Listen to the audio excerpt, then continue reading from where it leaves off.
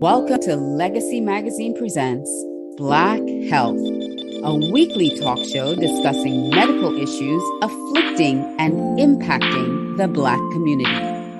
Now introducing our host, Dr. Michelle Kirwan. Good afternoon and welcome to Black Health. I am Dr. Michelle Kirwan and I am the host of Black Health. I'm also a board-certified pediatrician and the chief medical officer at a federally qualified health center in Miami Gardens called the Pediatric and Family Health and Wellness Center. And today I am pleased to have two guests with us today, Ms. Michelle Wilson and Mr. G.P. Mendie. Welcome. Thank you both for joining us today. And thank you for having us. Absolutely. I'm going to take a brief moment to introduce both of you. Mrs. Michelle Wilson enthusiastically serves as a coordinator of education, training, and community engagement for FAMU's Medical Marijuana Education and Research Initiative, also referred to as MMERI. She coordinates statewide outreach initiatives by collaborating with partners, community members, and subject matter experts. And G.P. Mendie serves as the Interim Executive Director of the Florida A&M University, FAMU's Medical Marijuana Education and Research Initiative. And in this leadership role, he collaborates with the incredibly talented MMERI team, as well as a broad spectrum of internal and external stakeholders and partners to successfully execute MMERI's statewide legislative mandate. Again, thank you both for joining us today. So I'm going to get us started. First of all, tell us exactly what FAMU's MMERI program is. What is it about? Explain to the audience what the program is and what it does. Either of you can jump in. Sorry, I probably should direct to one of you. To take that question. Yeah, I'll go first, and then my colleague Michelle will follow suit. Section 381986 Florida statute authorizes FAMU MMERI to educate Floridians, especially Florida's minorities and diverse communities, diverse populations, to educate them about medical and unlawful use of marijuana. So basically what this means is that the Florida legislature, in their wisdom, understood the importance of educating Floridians about medical and unlawful use of marijuana. And so FAMU was honored to be the torchbearer mandated by the Florida legislature to take on this task. And so that's what MMERI is all about. And that's what we do, educating about medical and unlawful use of marijuana. Michelle? That is absolutely correct, GP. And I think that's just a great way to start this conversation today, because it is our mission and it is our mandate to make sure not just, here locally in Tallahassee, where we sit on the highest of 7 hills at Florida A&M University, but that we carry the message and the mandate throughout Florida, and that we are successfully reaching all of those minority communities, not just the African American community, but we're also reaching the Hispanic communities, and communities throughout Florida. So we want to make sure that people understand, first of all, that we exist and what our mission is, and that we are here to educate. Great. And I think I read that you're the only program in Florida that was mandated for this task. Is that correct? That is true. Yes, that is very correct. Yes. We're the only program that has that unique mandate. While there are other programs throughout Florida and schools that are educating, we're not in this space alone, but we are uniquely situated to educate our diverse and minority communities in Florida. Okay. So, and what is medical marijuana? What is the purpose of medical marijuana? Michelle, I'll throw that to you. Okay. Well, there is, people ask all of the time, that's a very common question, why medical marijuana when I can purchase marijuana from my friend down the street or whomever they've been dealing with for a long time? They don't necessarily know the difference. And we always try to tell our community members and the people we come in contact with is that there is a big difference between medical marijuana and recreational marijuana. First, recreational marijuana is illegal in the state of Florida. While it is legal throughout other states throughout the nation, Florida says no, we are not going to allow for the legal use of recreational marijuana. However, Florida has indicated that medical marijuana is legal in Florida. Well, again, you ask, what is the difference? Marijuana that you purchase outside of a dispensary can be very harmful for your health. Not only is it illegal and that there are consequences for the use of it, you don't necessarily know what you're getting. You don't know what it's laced with. You don't know how it was manufactured, you just don't know what you're getting, as opposed to purchasing marijuana from a dispensary, a licensed dispensary, and having gone to see a medical marijuana doctor who can specifically treat you for a qualified condition that you present and treat you based on your health history. Because we all know that marijuana can have a different impact on each of us individually. So it's so important, and we stress this all of the time, that you really should seek medical assistance in determining alternative health solutions, including medical marijuana. But that's basically the difference. And GP, feel free to jump in on this question. Yeah, thank you very much, Michelle, for succinct and explanation. And just like Michelle has indicated, it's, medical marijuana, even though it's legal, can be, there's something we call responsible use. And we work with our partners at the Florida Department of Medical Marijuana to help inform Floridians about this. So even though Florida law says medical marijuana is legal, there are ways you could use it and it becomes illegal. For instance, if you have your medical marijuana card and you've been recommended medical marijuana by qualified Florida qualified physician, medical marijuana physician, you're not supposed to share your medical marijuana with someone else. You do, that is illegal. And even though your medical marijuana is legal also, and you got it legally, there are places you shouldn't be able to take it to. We tell people we don't think about it a lot. You could be elderly and you use medical marijuana legally, and you visit the Social Security office. Forgetting you have your medical marijuana on you, that is federal property. You shouldn't do that, because that could get you in trouble. And so some people don't think twice about it, and they cross state lines with medical marijuana that they got in Florida, or try to bring medical marijuana from some other state into Florida. Both of those situations are not allowed. You could get in big trouble. So those are some of the things that we try to educate Floridians about. Just a simple, traffic stop could quickly turn into a felony, lead you down a path that you weren't thinking about. So Michelle, myself, and the rest of the members of the MMERI team, and a host of our partners that we have across the state, as well as other institutions, we do our best every day to educate Floridians about both medical and the unlawful use of marijuana. Just like Michelle indicated, there are consequences when the law is not followed. I never thought about that, crossing state lines with medical marijuana. You wouldn't think that if you have medical marijuana legally that it could lead to a felony or other problems. That just never crossed my mind. So how does one go about getting or qualifying for medical marijuana? Obviously, you need to see a doctor. There's a medical marijuana card, but what does that process look like, or what types of things qualify somebody to be able to get the card? You want me to take that, GP? Oh yeah, go for it. Okay, that's a great question, Dr. Kirwan. So let's start at the beginning of the process. There are qualified conditions that the state of Florida has identified to treat certain conditions with medical marijuana.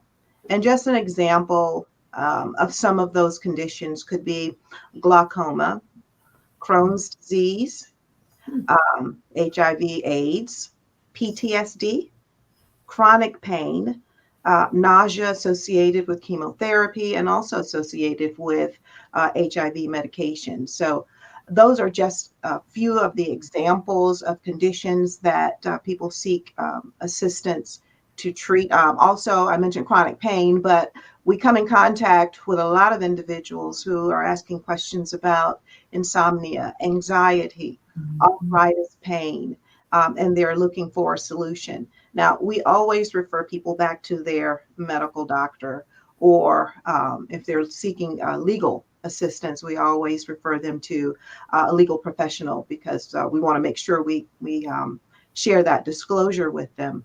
But after you've identified a condition that you think a doctor can treat with medical marijuana, the next step is that you must find a qualified physician.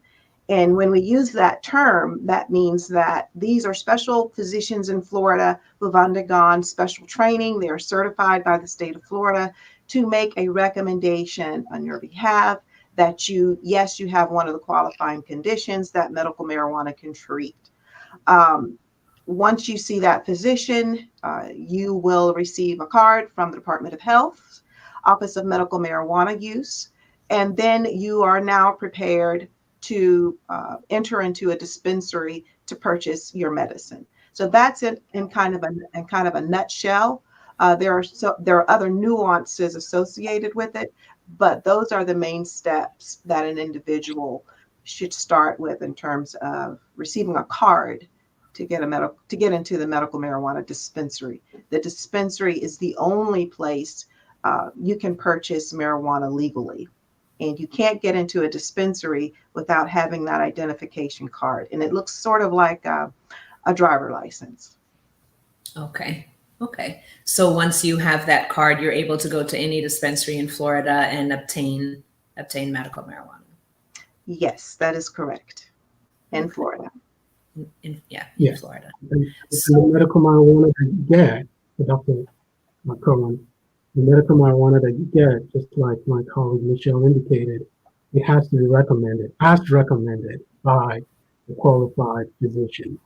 So the qualified physician, in consult when the patient and the doctor, the qualified physician meet, will recommend to be edibles, to be the one that they different modes of delivery, as we call them.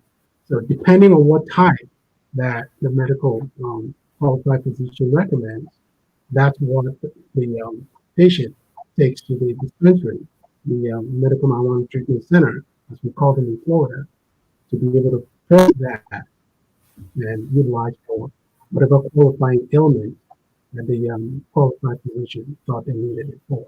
So it has to be done that way, because Florida law requires that these things be well regulated, and to make that patient's interests are well guarded. And so don't just get it willy-nilly. The legislature wanted to know that this was done right.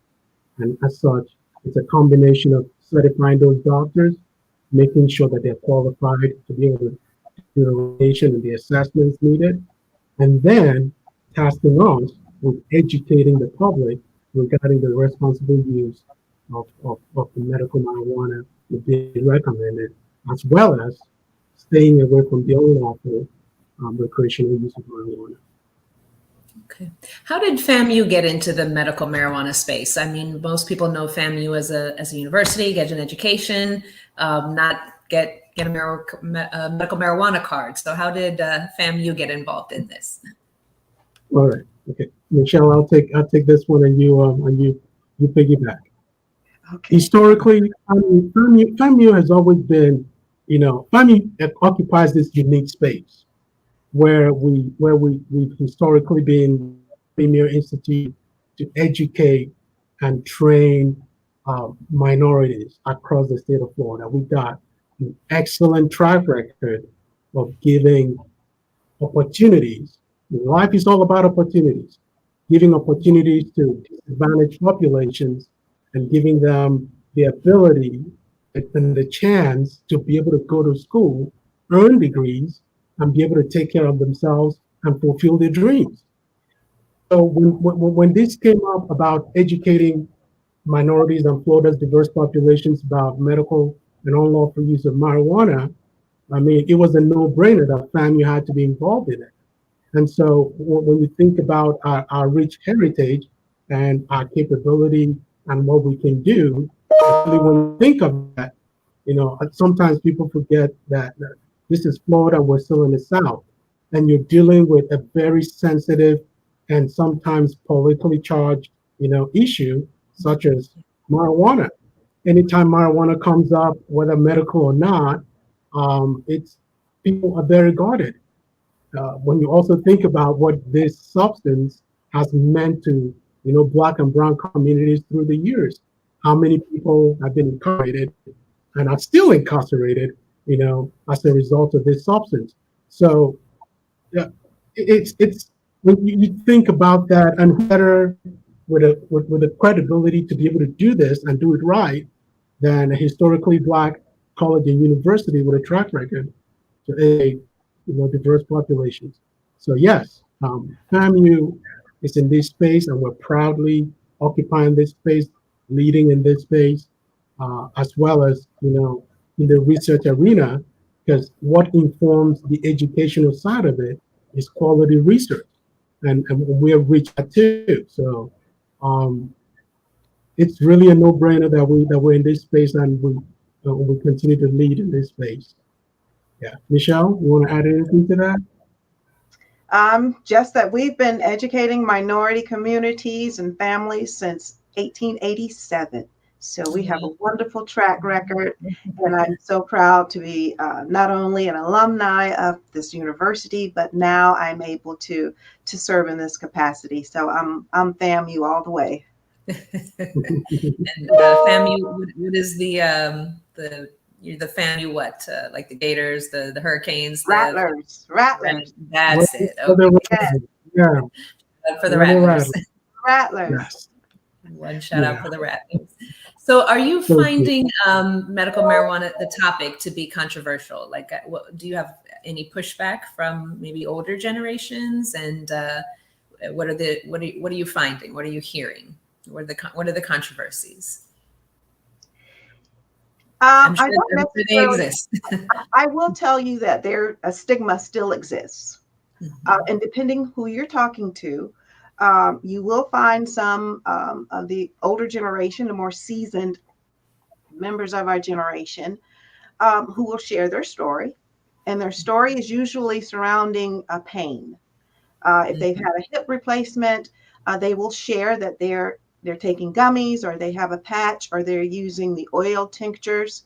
Whereas you may have someone approach us and they ask us, what is this about? Because they're first attracted to the FAMU logo. They want to know more about why is FAMU promoting medical marijuana.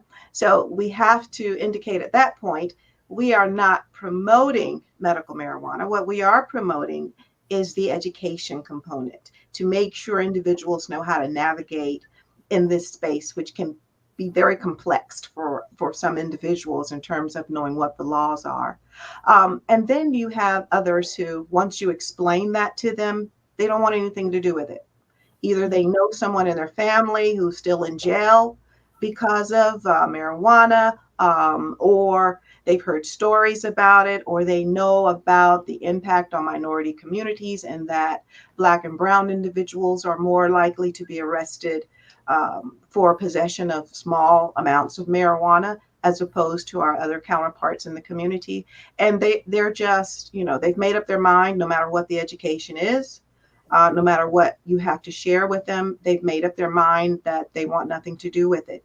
And that's fine, because at that point, we know that we have shared some information as our mandate requires, and that they're making an informed decision, which is where we're trying to be. We're trying to make sure we provide enough information for an individual, whether they are for it or against it, they're making an informed decision. So yes, There are still some concerns about it in the communities, but more and more we're finding that people are coming out and sharing their stories and talking to their family members about it.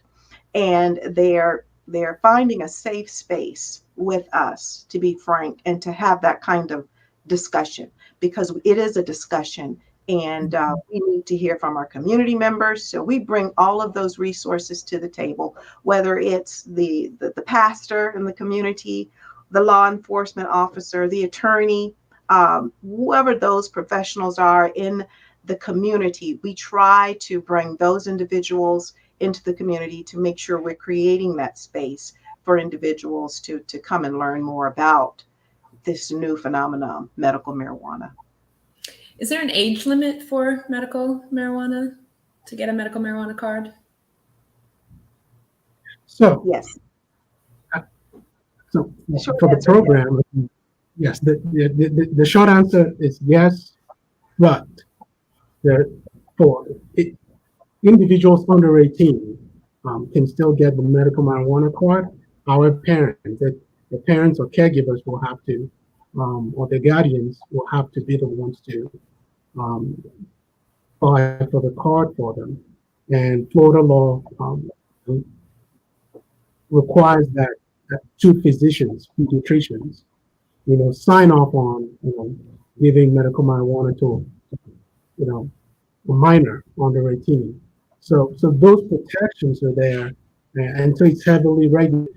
And it's not that, that the state is trying to make it difficult to access it, but we want to make sure that we do no harm. And as such, it's a multi-pronged. Yes. Sorry. Finish what you were saying. As such, it's a multi-pronged approach where the doctors do their part, the Florida Department of Health is doing their part, the regulations, the Florida Department of Agriculture and Consumer Services, FDAC, they're doing their parts to make sure that the products, such as edibles coming online, that those are being evaluated and monitored. And of course, we're doing our part to ensure that individuals, whether they're minors or not, or adults and their parents and caregivers, are well educated to be able to make informed decisions, about what's best for them. So just think about it. Whenever we talk about medical marijuana or the unlawful use of marijuana, period. When marijuana is legal, just because it's legal doesn't mean it's the best for you. And so that's why we talk about ensuring a frank conversation with your medical provider, qualified physician who does a full assessment of the patient to be able to make a determination. And so for some people, medical marijuana, is a cure-all, and for some people, is a devil's weed. And so it's not controversial, but a very sensitive issue. And so the more we are able to educate folks, the better they're able to make informed decisions, about what's best for them and their families or their loved ones regarding their health. And that's what we do to educate people about medical and unlawful use of marijuana, because it's important that we understand this, especially when we know that education is power. The right information for these patients helps them, lead better quality of lives, like we talked about. Michelle mentioned all those disease conditions that the Florida legislature, by statute, has approved for medical marijuana to be used to treat those. So it's a very important subject, and we want to make sure that Floridians make informed decisions along with their families regarding what's best for them. Okay. The reason I asked about age is I was wondering if one of the controversies is for younger children, concerns about addiction or brain growth or misuse or abuse of legal, medical marijuana. Michelle, has that controversy come up? The conversation has come up. So, and that's a good question and a good conversation to have, because I've come in contact with some parents whose children are what we call on the spectrum, or they have autism, and they are treating their children with medical marijuana because the other drugs aren't working, the other pharmaceuticals aren't working, and they found that medical marijuana was a great treatment for them to provide some relief for their children, so their children can go to school and participate and be active learners. But there are some consequences that we also need to know about. We need to know that the younger, a person uses marijuana, the more it can impact your brain. The brain is still developing. And so we hear from doctors on our Conversations on Cannabis shows. In fact, we had one show where we talked about this specifically, and those shows can be found on our website and our Facebook page for individuals to go and listen to at their leisure. But we try to bring topics like this to the public, and we bring those experts and those doctors to the table to have that conversation and to ask questions about children using medical marijuana and what the impact could be on their lives, not just today, but in the future, and what are the long-term considerations that a parent has to take into consideration before going that route. So it's not something that I believe a parent takes into, goes into lightly in terms of making that decision. But it is happening, yes. But now you have the other side. I think you asked about, the schools, what's happening in the schools and adolescents. Again, the same applies. These adolescents aren't using medical marijuana, more than likely, from my engagement with some of the students. And I would say it is prevalent in some areas. They all have it. They're smoking it. They're trying to deal with anxiety. They're trying to deal with peer pressure. And we also need to educate parents. How do you interact with your child under these circumstances? How do you educate? What are the resources to make sure your child understands the potential harmful effects and the dangers associated with weed that you purchase from somebody off the street?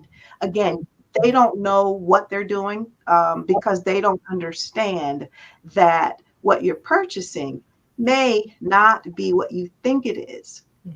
What if it has fentanyl laced in that marijuana that you're purchasing? You can't see it. And by the time you smoke it or whatever you're going to do with it, it could be too late. I mean, it could very well lead to a terrible situation, including death. So we want to make sure we're educating the parents too, because it's very difficult when you have children in high school, middle school, and you hear about, what they're doing. That there are some serious consequences associated with that behavior. And it may not happen today, but eventually something is going to happen that could really impact your future education goals as well as your life goals. So it is a very serious topic indeed.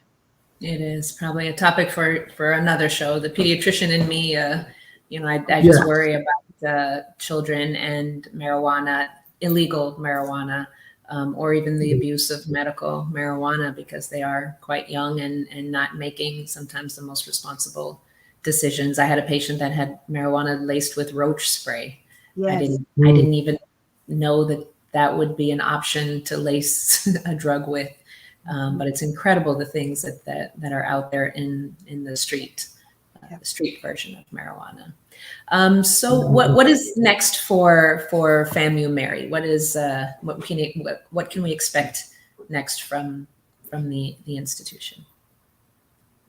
Well, I think there's a lot. There's a lot. There's our slogan is educate, learn, talk, and what means and we tell the other thing that we tell everyone is, the Bible says where 2 or 3 are gathered, the good Lord is there, and where 2 or 3 Floridians are gathered, Mary's there. So you hear us on the radio, you see us in social media, community forums, TV, streets. So wherever Floridians are, we're there. And so for the next fiscal year that's coming, which has begun actually, we're going to be seeing Mary, close to communities, in your community or in places near you. So you've got a busy schedule ahead.